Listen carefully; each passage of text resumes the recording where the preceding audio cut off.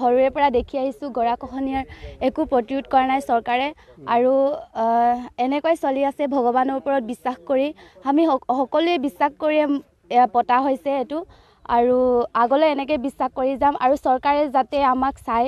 যোৰহাট জিলাৰ অন্তৰ্গত টিয়ক ৰাজচক্ৰৰ অন্তৰ্গত জাজিমুখৰ ৰূপৰ হগুনপৰা গাঁৱত চাওক ইয়াত আমি প্ৰতি বছৰ ইয়াতে মহাবাহু ব্ৰহ্মপুত্ৰৰ প্ৰবল গৰাখহনীয়াত ইয়াতে ৰাইজে যি ধৰণে পৰিত্ৰাণ বিচাৰি আজি আমি ভগৱানৰ ওচৰত শৰণাপন্ন কৰিছোঁ।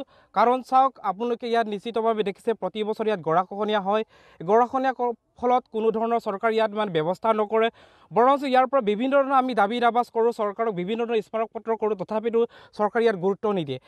নমস্কাৰ, আপোনালোকৰ এই চেনেলৰ যোগেদি আমি ওপৰ হগুনপৰা যুৱক সংঘই আজি 52তম গৰাকীৰ্তন আমি ব্ৰহ্মপুত্ৰৰ ওপৰত আশা কৰি আমি ব্ৰহ্মপুত্ৰৰ ওপৰত নিৰ্ভৰ কৰি আমি পাতি আহিছোঁ।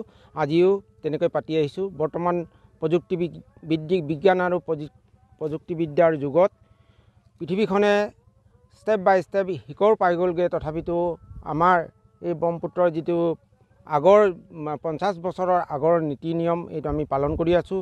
সেই ক্ষেত্ৰত আমাৰ বহুত ৰাইজ ইয়াৰ পৰা দিখমুখৰ পৰা জাজিমুখলৈকে আমি গৰাখহনীয়াৰ প্ৰবল অসুবিধাত পৰি আছোঁ।